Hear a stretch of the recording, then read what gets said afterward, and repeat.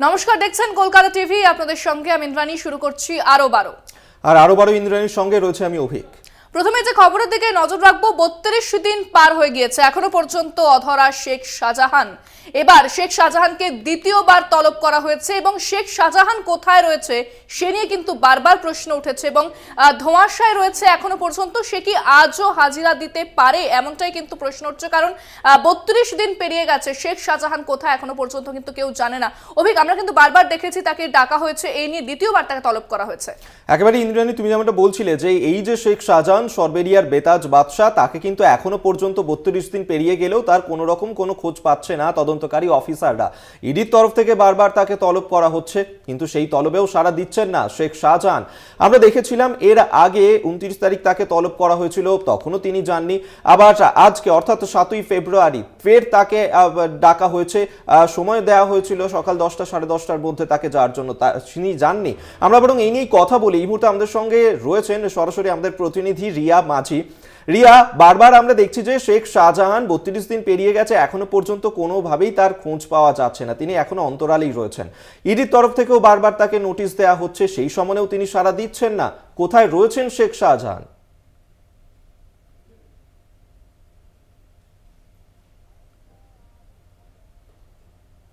দেখো অভিক, ইন্দ্রাণী, তোমাদেরকে জানিয়ে রাখবো যে এই যে শেখ শাহজাহান, যাকে নিয়ে রীতিমতো তোলপাড় হচ্ছে, কোথায় সেই শেখ শাহজাহান, এটা কিন্তু প্রশ্ন, এবং সেই প্রশ্ন চিহ্ন এখনো রয়ে গেছে, সেটা রাজ্য পুলিশের কাছে বা ইডির কাছে, সেটা কিন্তু এখনো সেই প্রশ্ন রূপেই রয়ে গিয়েছে।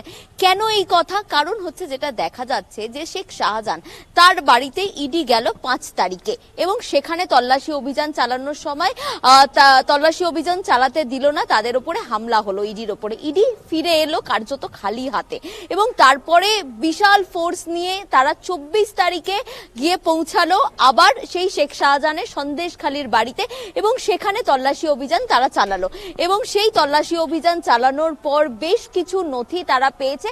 কিন্তু যদিও তারা দেখলো যে রেশন দুর্নীতি কাণ্ডের যে নথি পাওয়ার কথা ছিল, সেই নথিগুলো যেগুলো তারা পেয়েছিল সেগুলো কিন্তু কার্যত তাদের সেরকম ভাবে কাজে লাগলো না, এমনটাই কিন্তু ইডি সূত্রে খবর পাওয়া গেল। কিন্তু সেই ২৪ তারিখেই তারা একটা নোটিশ টাঙিয়ে দিয়ে এলো, যেখানে বলা হলো যে তাকে ২৯ তারিখ দেখা করার কথা, অর্থাৎ ৬ দিন পরে ইডি দপ্তরে হাজিরা দেওয়ার নির্দেশ সেই নোটিশে তারা বলে দিয়ে এলো। এবং তারপরে দেখা গেল যে ২৯ তারিখ সেই দিন হাজিরা, অর্থাৎ তার যে ডেডলাইন ছিল সকাল ১১টার মধ্যে হাজিরা দিতে হবে, সেই ডেডলাইন তো তিনি এড়ালেন, কিন্তু অন্তরালে থেকে তিনি তার আগাম জামিনের আবেদন করলেন ইডির স্পেশাল কোর্টে এবং সেখানে তীব্র বিরোধিতা করার জন্য ইডি কিন্তু তার পরের দিনই শুনানি ছিল, অর্থাৎ ৩০ তারিখে ইডি এসে উপস্থিত হলেন। কিন্তু কোর্টের তরফ থেকে জানানো হলো যে রিয়া তুমি সঙ্গে থাকো, তোমার কাছে আবারও ফিরবো আমরা। তবে এই মুহূর্তে দেখাবো যে শুভেন্দু অধিকারী তিনি ভূপতি নগরে গিয়েছেন, সেই ছবি আপনাদের দেখাবো, যেখানে শুভেন্দু অধিকারী তিনি ভূপতি নগরে এই মুহূর্তে রয়েছেন।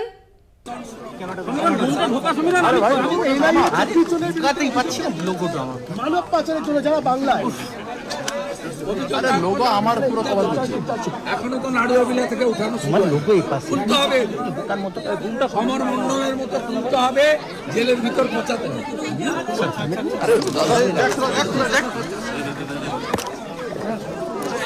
আপনারা দেখছেন শুভেন্দু অধিকারী ভূপতি নগরে এই মুহূর্তে বিজেপির মিছিলে বিরোধী দলনেতা শুভেন্দু অধিকারী তিনি রয়েছেন এবং সাধারণ মানুষ সেখানে উপস্থিত বিজেপি কর্মী সমর্থকেরা।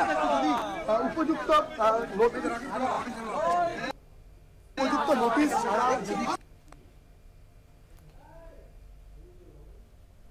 একেবারেই সেই ছবি এই মুহূর্তে দেখাচ্ছে আপনাদেরকে, যেখানে দেখতে পাচ্ছেন বিরোধী দলনেতা শুভেন্দু অধিকারী তিনি এই মুহূর্তে রয়েছেন ভূপতি নগরে এবং ভূপতি নগরে তার যে বিজেপি আজকে মিছিল, সেই মিছিলে এই মুহূর্তে যোগদান করেছেন বিরোধী দলনেতা এবং সেখানে বিজেপির কর্মী সমর্থকরা তারা যেমন উপস্থিত রয়েছেন এবং তার পাশাপাশি বিজেপি নেতৃত্ব তারাও সেখানে উপস্থিত রয়েছেন এবং আজকে বিজেপির তরফ থেকে এই মিছিলের আয়োজন করা হয়েছে। সেই মিছিলেই পা মেলানোর জন্য জুখিয়াতে এই মুহূর্তে রয়েছেন শুভেন্দু অধিকারী।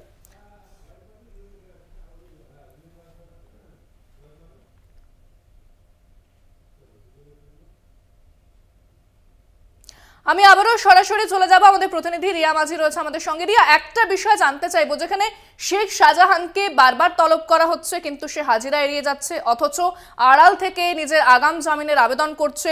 আজকেও কিন্তু তাকে ডাকা হয়েছে এবং সে যাবে কিনা সে নিয়ে তো ধোঁয়াশা রয়েছে। সেক্ষেত্রে এর পরবর্তী পদক্ষেপ ইডির কি হতে পারে, কোন প্রক্রিয়ার মাধ্যমে ইডি এগোবে, সেই বিষয়টাকে কোনোভাবে স্পষ্ট করা হয়েছে? ইন্দ্রাণী, ঘড়ির কাঁটা এখন বলছে 12টা 5, অর্থাৎ যে ডেডলাইন আজকেও ছিল শেখ শাহজাহানের জন্য যে 11টার মধ্যে হাজিরা দিতে হবে, সেই ডেডলাইন কিন্তু এখনো অবধি যেটা দেখা যাচ্ছে ক্রস করে গিয়েছে। 12টা বেজে গিয়েছে, 1 ঘন্টা হয়ে গিয়েছে, এখনো শেখ শাহজাহান তিনি হাজিরা দেননি। অন্যদিকে যেটা দেখা যাচ্ছে যে তার আগাম জামিনের যে হিয়ারিং, সেই হিয়ারিং হয়েছে 3 তারিখে ফেব্রুয়ারির, এবং তারপরে আবারও 12 তারিখে তার হিয়ারিং আছে, এবং সেখানে তীব্র বিরোধিতা করবে ইডি যে নেক্সট ডেট আছে সেই দিনকে, এমনটাই কিন্তু সূত্র মারফত জানা যাচ্ছে। কিন্তু এই পুরো প্রসেসটা যে চলছে, কিন্তু এর মধ্যে শেখ শাহজাহান 32 দিন অতিক্রান্ত হয়ে গিয়েছে, কিন্তু তিনি অন্তরাল থেকেই যা করার, অর্থাৎ বলা চলে যে ঘুঁটি সাজানোর, সেই ঘুঁটি কিন্তু তিনি সাজিয়ে যাচ্ছেন। এবং এই জায়গা থেকে দাঁড়িয়ে তোমাকে একটা জিনিস আমি বলতে চাইবো, সেটা হচ্ছে যে এই যে লিগ্যাল প্রসেসগুলো চলছে, আগাম জামিন, সেখানে কিন্তু শেখ শাহজাহান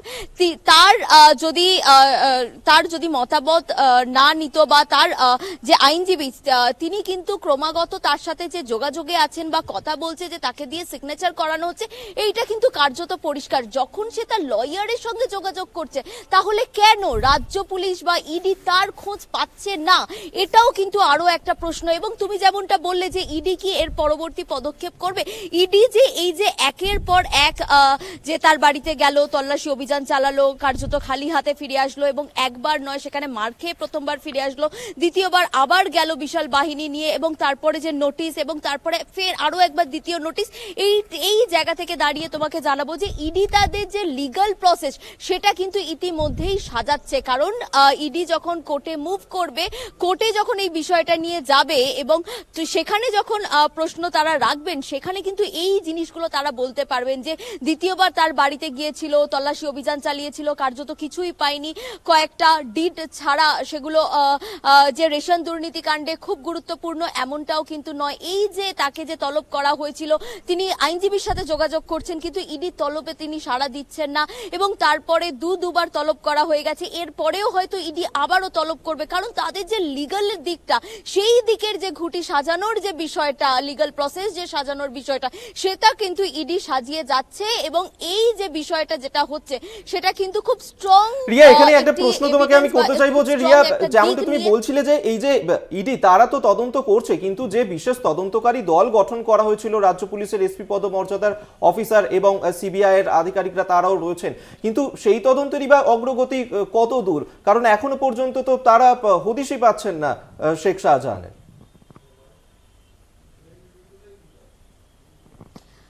অভিক, এটাও তো প্রশ্ন, কারণ এই যে শেখ শাহজাহান তিনি যে অধরা বা অন্তরাল থেকে যে একের পর এক ঘুঁটি তিনি সাজিয়ে যাচ্ছেন, সেখানেই যেটা তোমাদেরকে জানাচ্ছিলাম যে ইডি বা রাজ্য পুলিশ এরা দুজনেই কেন ট্রেস পাচ্ছে না শাহজাহানের।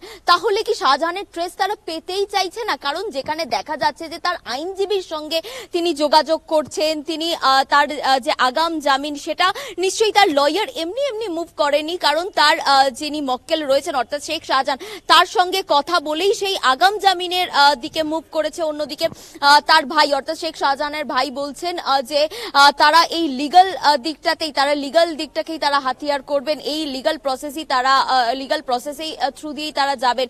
এই যে পুরো বিষয়টা, সেখানে কিন্তু শেখ শাহজাহান তিনি একটা ইম্পর্টেন্ট রোল প্লে করছে।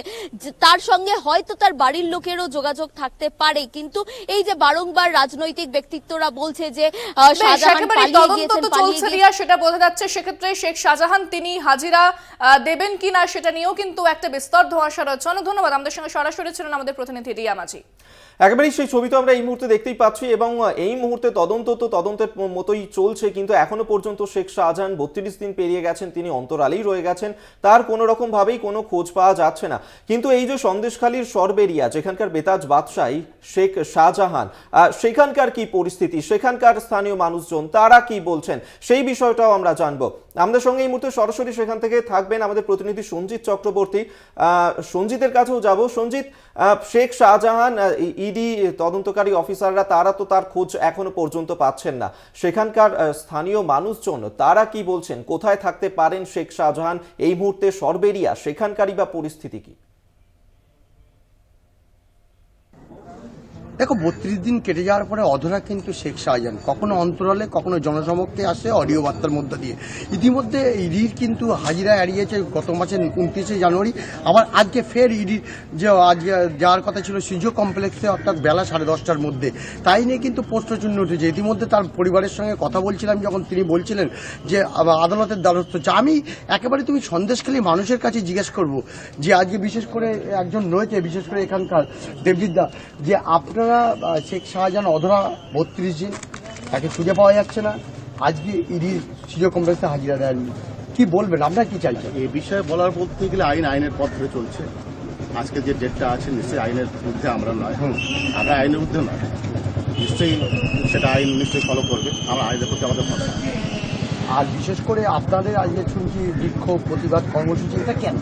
ব্যাপারটা হচ্ছে সন্দেশখালীর মাটি হচ্ছে তৃণমূলের ঘাট।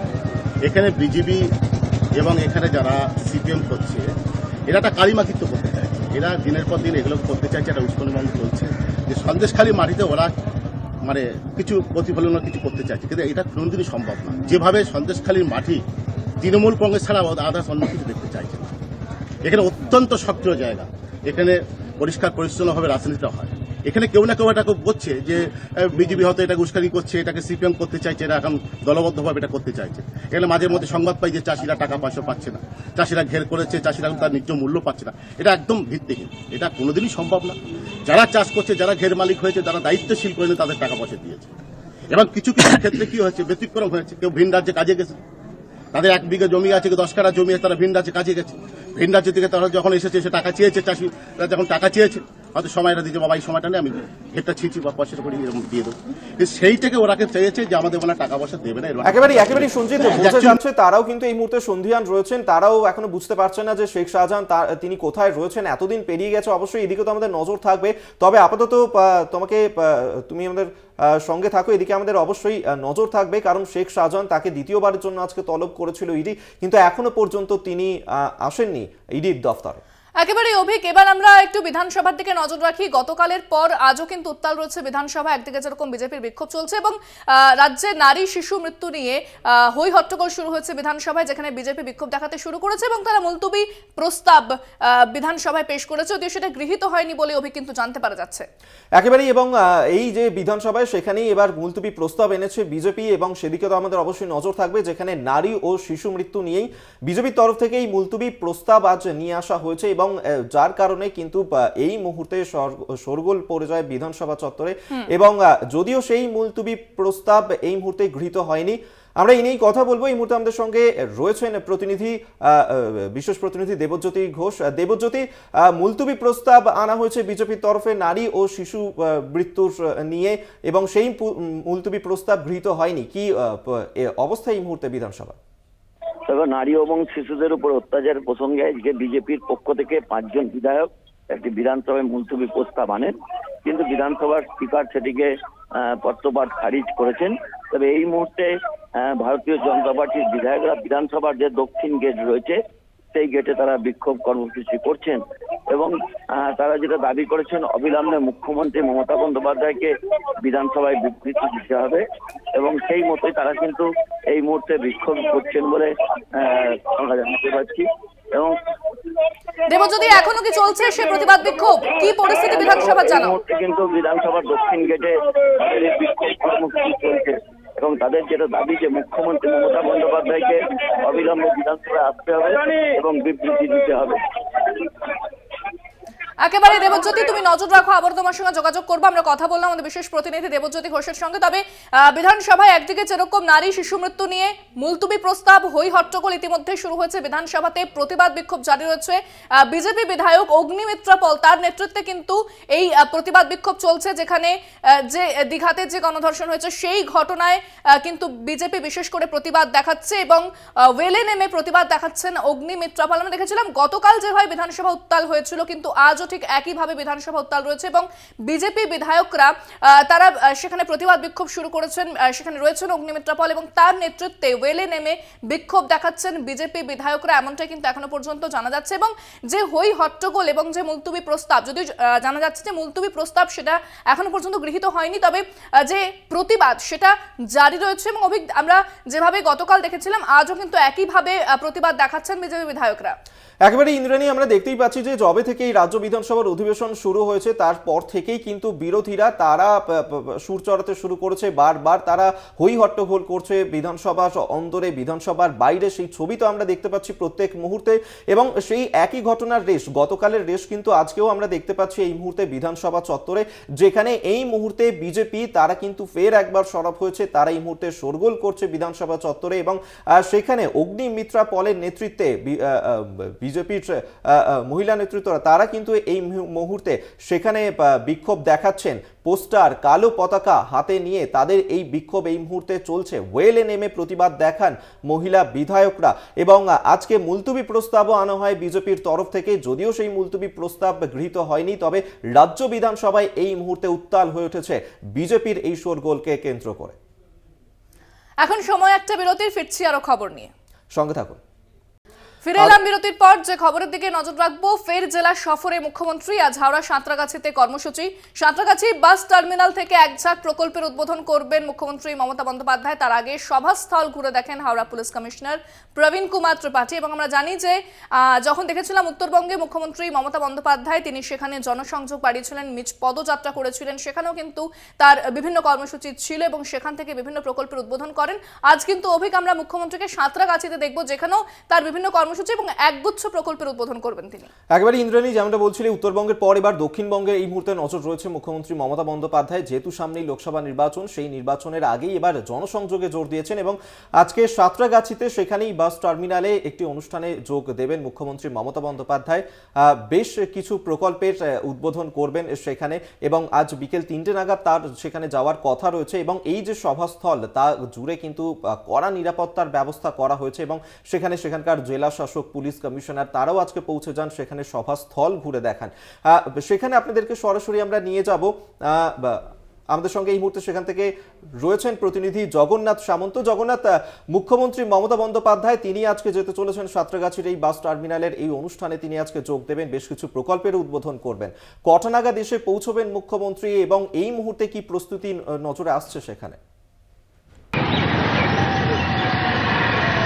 দেখো, তোমাকে বলে রাখি, বিকেল 3টে নাগাদ মাননীয় মুখ্যমন্ত্রী মমতা বন্দ্যোপাধ্যায় পৌঁছাবার কথা সাঁতরাগাছি বাস টার্মিনালে, যেখানে সভা হবে, প্রশাসনিক সভা, সেই জায়গায়। তবে নিরাপত্তা নিয়ে বলে রাখতে পারি তোমাকে, হাওড়া পুলিশ কমিশনার প্রবীণ কুমার ত্রিপাঠী ঘটনাস্থলে রয়েছে, যেই জায়গায় সভা হবে সেই জায়গাটা পরিদর্শন করছে। পাশাপাশি জেলা শাসকও খতিয়ে দেখছে পুরো বিষয়টা, যাতে কোনো রকমভাবে অসুবিধার মধ্যে না হয়, কোনো রকমভাবে বিভ্রান্তি না হয়, সেই বিষয়টা দেখছে। তবে একাধিক সরকারি প্রকল্প ঘোষণা করবেন আজকে মাননীয় মুখ্যমন্ত্রী মমতা বন্দ্যোপাধ্যায়। তার মধ্যে রয়েছে ডাক্তার রানা চট্টোপাধ্যায়ের উদ্যোগে বেলুর জগন্নাথ ঘাটে কাশীপুর অবধি ফেরি পরিষেবা।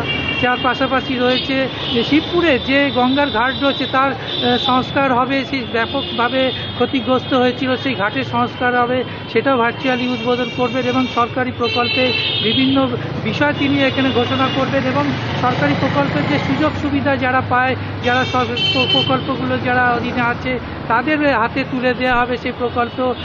তাছাড়াও সাঁতরাগাছি বাস টার্মিনালে বিভিন্ন প্রান্ত থেকে মানুষজন যারা আসছে মাননীয় মুখ্যমন্ত্রী মমতা বন্দ্যোপাধ্যায়ের এই সরকারি যে প্রকল্পের ঘোষণাগুলো করবে তার সুযোগ সুবিধা পাওয়ার জন্য তারা রয়েছেন সাঁতরাগাছি বাস টার্মিনালে এবং বিভিন্ন সরকারি বললাম, পাশাপাশি এই শিবপুর গঙ্গার ঘাটে যেখানে ব্যাপকভাবে ক্ষতিগ্রস্ত হয়েছিল সেই জায়গায় সংস্কার হবে, যাতে এই শ্মশান ঘাটে এসে মানুষজন কোনোরকমভাবে অসুবিধার মধ্যে না পড়ে, এবং বেশ কয়েকটি লঞ্চ ঘাটের শিলান্যাসও করা হবে। জগন্নাথ ঘাট ইতিমধ্যেই তৈরি হয়ে গেছে। লোকসভা হোক বা বিধানসভা, হাওড়ার দিকে কিন্তু বিশেষভাবে নজর থাকে শাসক দল তৃণমূলের, এবং যখনই মুখ্যমন্ত্রী মমতা বন্দ্যোপাধ্যায় সেখানে যান সভা করতে বা কোনো রকম জনসংযোগ বাড়াতে, সেক্ষেত্রে কিন্তু মানুষের মধ্যেও ততটাই সাড়া দেখতে পাওয়া যায়।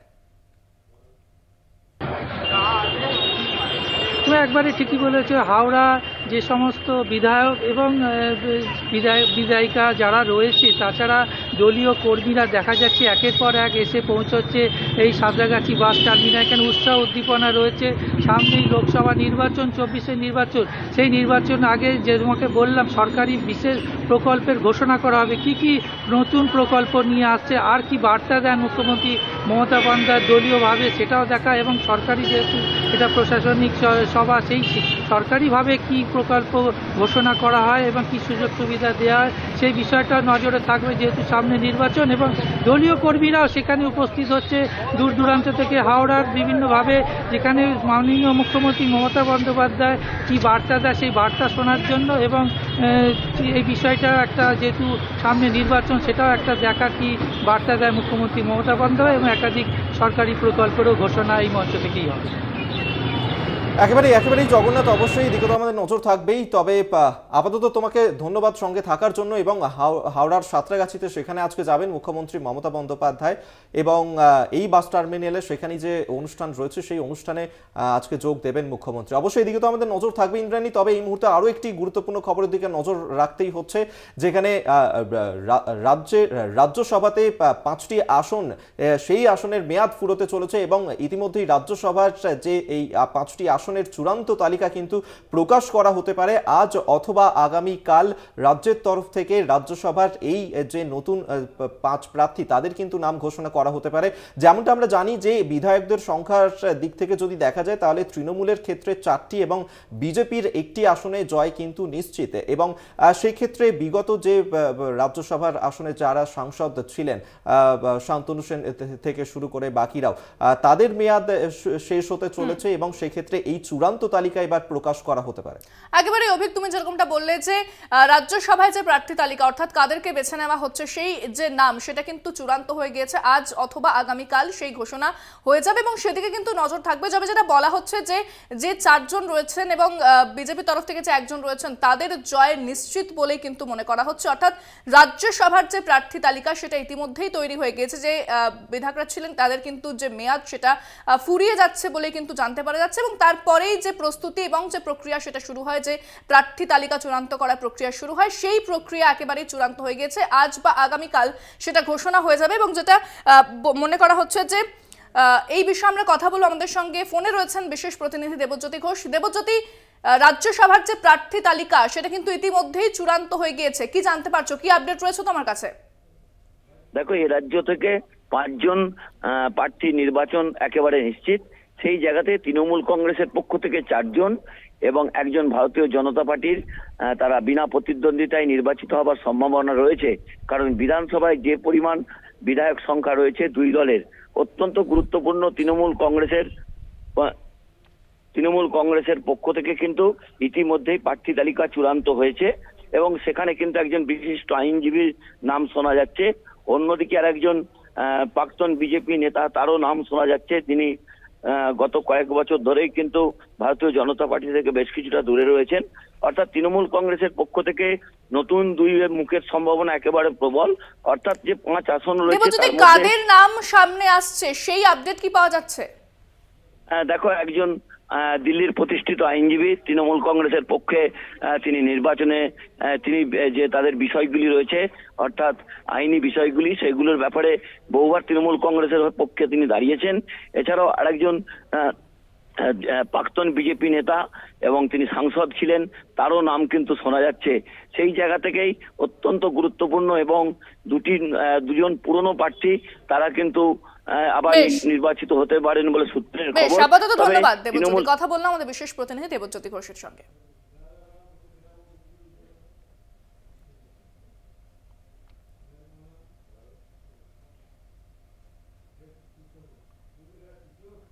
তবে এখন সময় একটা ছোট্ট বিরতির পর আরো অনেক খবর নিয়ে ফিরছি আরো 12 সঙ্গে থাকুন। ফিরে এলাম বিরতির পর। যে খবরের দিকে নজর রাখবো, বিধানসভায় প্রতিবাদ বিক্ষোভ জারি রয়েছে। গতকালকের মতো আজও কিন্তু হই হট্টগোল বিধানসভায়, যেখানে বিজেপির মহিলা বিধায়করা তারা কিন্তু প্রতিবাদ বিক্ষোভ দেখাচ্ছেন। অগ্নিমিত্র পলের নেতৃত্বে ওয়েলে নেমে তারা বিক্ষোভ দেখান বলে কিন্তু জানতে পারা যাচ্ছে। সরকারের বিবৃতির দাবি করছেন, মুখ্যমন্ত্রীর বিবৃতির দাবি করছেন বিজেপি বিধায়করা। এবং রাজ্যে যেভাবে বিভিন্ন জায়গায় নারীরা অত্যাচার এবং ধর্ষণের শিকার হচ্ছে, এই বিষয় নিয়ে কিন্তু এই প্রসঙ্গ তুলে বিজেপি প্রতিবাদ এবং বিক্ষোভ শুরু করেছেন বলে কিন্তু জানতে পারা যাচ্ছে। কি বলেছেন বিজেপি বিধায়ক অগ্নিমিত্র পাল, শোনাব আপনাদের। স্পিকারকে, মুখ্যমন্ত্রীকে এবং মুখ্যমন্ত্রীর দলকে, সরকারকে আমরা কালো পতাকা দেখিয়েছি। কারণ সরকার আজকে মহিলাদের যে ওপর যে নির্যাতন, সেটাকে আনইম্পর্টেন্ট মনে করছেন। সেটা অতটা ইম্পর্টেন্ট নয় ওনাদের কাছে। পাল্টা দেখা গেল যে তৃণমূল কংগ্রেসের বিধায়করা বিজেপির বিরুদ্ধে স্লোগান দিচ্ছেন, মহিলা বিধায়করা। তারা তাদেরকে ধিক্কার জানায়। আজকে একজন মহিলা হয়ে যদি 10 বছরের মালদার মেয়েটির পাশে আপনি না দাঁড়াতে পারেন, তার পরিবারের পাশে, যদি আপনি মুর্শিদাবাদের 13 বছরের মেয়েটির পাশে না দাঁড়াতে পারেন, যদি আপনি এই যে টুরিস্ট যাকে অত্যাচার করা হয়েছে দীঘাতে, তার পাশে না দাঁড়াতে পারেন, আপনি কিসের মহিলা? আপনি কিসের মানুষ? আপনি শুধু দলের কাজ করছেন, দলের তোষামোদি করছেন।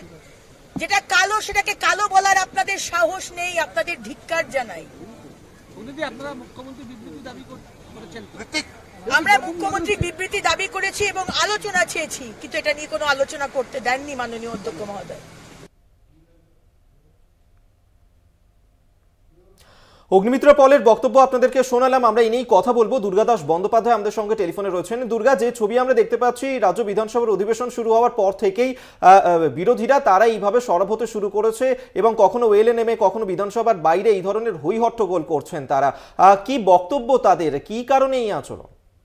দেখো, আজকে সকালবেলাতে বিধানসভার অধিবেশন শুরু হয় এবং অধিবেশন শুরুতে প্রথম দিকে কিন্তু প্রশ্ন উত্তর পর্ব চলে, কিন্তু শেষের দিকে অগ্নিমিত্রা পালের নেতৃত্বে বিজেপির মহিলা বিধায়করা, বিশেষ করে তাদের পক্ষ থেকে একটি লেখা পাঠানো হয় আমাদের বিধানসভা স্পিকার অধ্যক্ষ বিমান বন্দ্যোপাধ্যায়ের কাছে। এবং তারা এই যে রাজ্যের বিভিন্ন প্রান্তে, অর্থাৎ বিগত কয়েকদিন আগে আমাদের দীঘা থেকে শুরু করে মালদা থেকে মুর্শিদাবাদে যে পরপর বেশ কিছু মহিলাদের ওপর অত্যাচার হয়, ধর্ষণের ঘটনা ঘটে, তার প্রতিবাদ জানিয়ে একদিকে তারা যেমন মুখ্যমন্ত্রীর বিবৃতি দাবি করেছিলেন, অন্যদিকে তারা একটা বিবৃতি পড়তে চেয়েছিলেন বিধানসভার অন্দরে, কিন্তু অধ্যক্ষ সেই বিষয়টিকে নাকচ করে দেন এবং নাকচ করে দেওয়ার ফলে তারা কিন্তু এলে নেমে আজকে বিক্ষোভে সামিল হন এবং তারা প্রতিবাদে সামিল হয়ে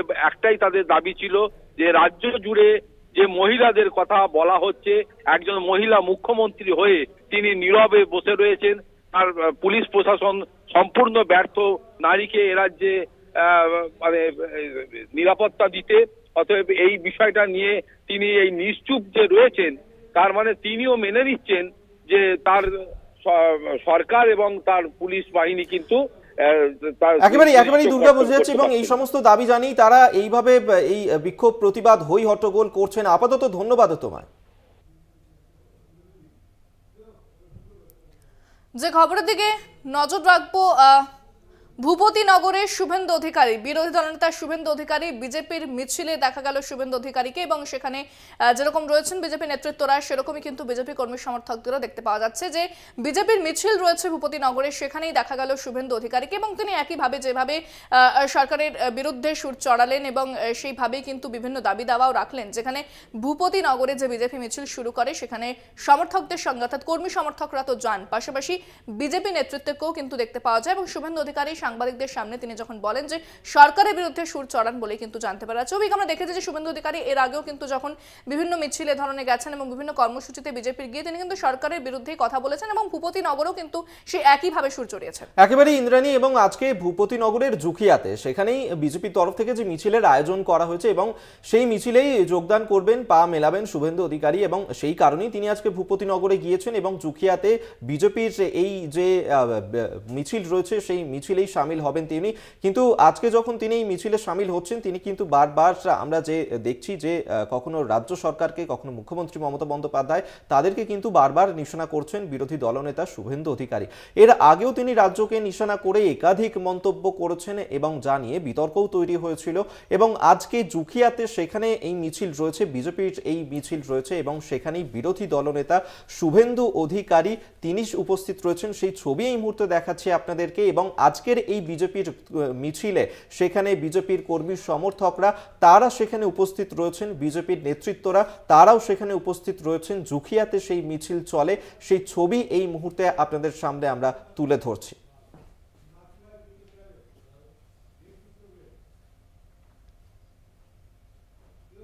আর অন্যান্য খবর নিয়ে ফিরছি একটা বিরতির পর, সঙ্গে থাকুন।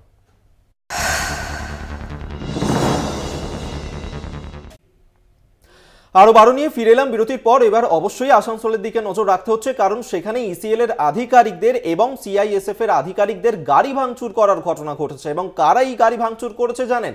কয়লা চোরেরা। হ্যাঁ, কয়লা চোরেরা সেখানে গিয়ে ইসিএল এর আধিকারিকরা তারা যখন সেখানে গিয়ে পৌঁছন এবং তার পাশাপাশি সিআইএসএফ এর আধিকারিকরা তারা যখন সেখানে আজকে যান, সেই সময় তাদের উপর চড়াও হন এই কয়লা চোরেরা এবং তাদের গাড়ি লক্ষ্য করে তারা ভাঙচুর চালাতে থাকেন, তাদের উপর হামলা করতে থাকেন এবং এই ঘটনাকে কেন্দ্র করেই কিন্তু আসানসোলের পরিস্থিতি উত্তপ্ত হয়ে ওঠে একেবারে। এবং কেন এই ধরনের ঘটনা ঘটলো আমরা জানবো। আমাদের সঙ্গে ফোনে রয়েছেন প্রতিনিধি উৎপল পাতর। উৎপল, কেন এই ধরনের ঘটনা, কেনই বা ইসিএল আধিকারিকদের গাড়ি ভাঙচুর করা হলো, কি দাবি তাদের? দেখো, আজ সকালে বারাবণী থানার বেগুনিয়া কলিয়ারি এখানে অভিযোগ আছে ইসিএল এর যে নিরাপত্তারক্ষী রয়েছে এবং সিআইএসএফ যে আধিকারিক রয়েছে তারা বলেন, ক্যামেরার সামনে না বললেও তারা আমাদেরকে বলেন যে আমাদের কাছে অভিযোগ আছে যে ওখানে নাকি কয়লা চুরি হচ্ছে। সেই নিয়ে তারা ওখানে যখন যায় তখন প্রায় প্রচুর সংখ্যক যে কয়লা চোরেরা আছে তারা ইসিএল কে এবং ইসিএল যে নিরাপত্তারক্ষী রয়েছে এবং সিআইএসএফ কে রয়েছে তাদেরকে লক্ষ্য করে ঢিল ছোড়া হয় এবং গাড়ি ভাঙচুর করা হয় বলে অভিযোগ। এই ঘটনায় দুটো গাড়ি বলেছেন তারা ভাঙচুর হয়ে মানে কাজ ভাঙচুর করেছে এবং এই ঘটনায় 7 জনকে গ্রেপ্তার করেছে বারাবণী থানার পুলিশ। এই মুহূর্তে বারাবণী থানা উত্তপ্ত রয়েছে। এখানে এখন তাদেরকে আসানসোল জেলা আদালতে নিয়ে যাওয়া হচ্ছে। সেক্ষেত্রে প্রশাসনের গাড়ি ভাঙচুর করা হচ্ছে এবং এর পরবর্তী পদক্ষেপ কি? ইসিএল কর্তৃপক্ষ কি বলছে, তারা কতটা তৎপর এরপর? ইসিএল কর্তৃপক্ষ এখনো বারাবণী থানার যে ভিতরে আধিকারিক রয়েছে, বারাবণী থানার আধিকারিক রয়েছে এবং এসিপি ইফসে দত্ত রয়েছে, তারা একটা আলোচনা চলছে এবং একটা লিখিত অভিযোগ করছে যে ইসিএল নিরাপত্তারক্ষী থেকে মারধর করা হয়েছে, গাড়ি ভাঙচুর করা হয়েছে এবং ইসিএল যে সিআইএসএফ রয়েছে তাদেরকেও নাকি গাড়ি ভাঙচুর করা হয়েছে। সেই নিয়ে একটা লিখিত অভিযোগ করছে ইসিএল এর তরফ থেকে। একেবারে ধন্যবাদ উৎপল। কথা বললাম প্রতিনিধি উৎপল পাথরের সঙ্গে। গাড়ি ভাঙচুরের অভিযোগ, কয়লা চোরদের বিরুদ্ধে ইসিএল এর আধিকারিক এবং সিআইএসএফ এর গাড়ি যখন সেখানে পৌঁছয় এবং তাদেরকে লক্ষ্য করে হামলা চালানো হয় এবং গাড়ি ভাঙচুর করা হয় বলে কিন্তু জানা যাচ্ছে।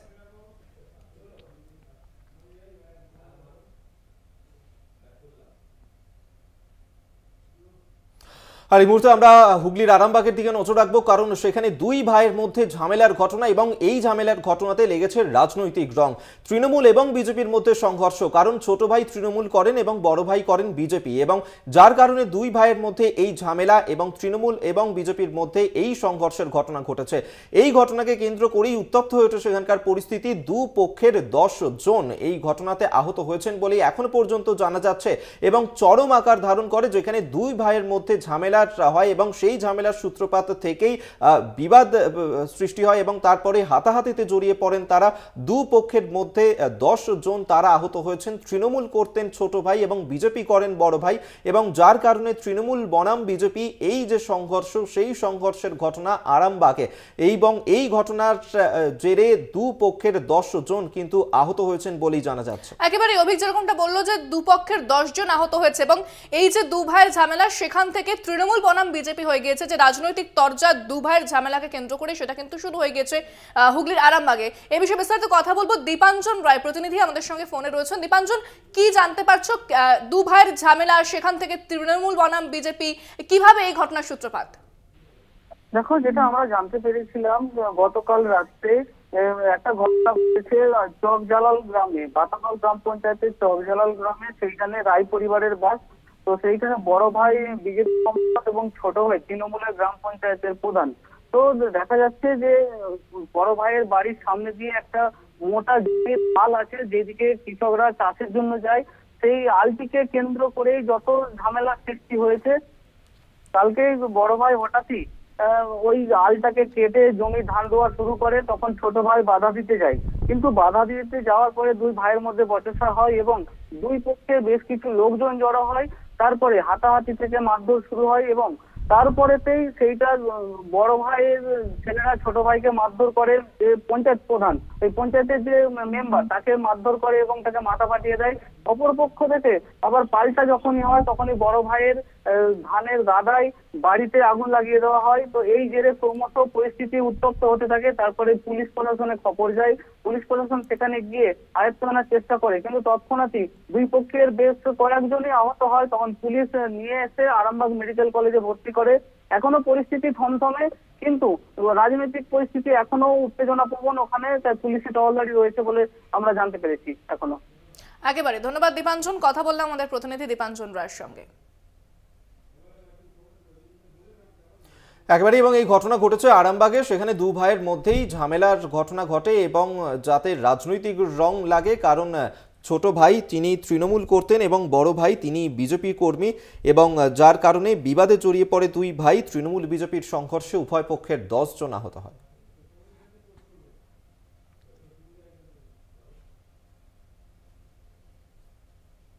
সংবাদ সারাদিন এখন এ পর্যন্তই। অন্যান্য খবরের দিকে আমাদের নজর থাকবে অবশ্যই। দেখতে থাকুন কলকাতা টিভি, রাত দিন 7 দিন।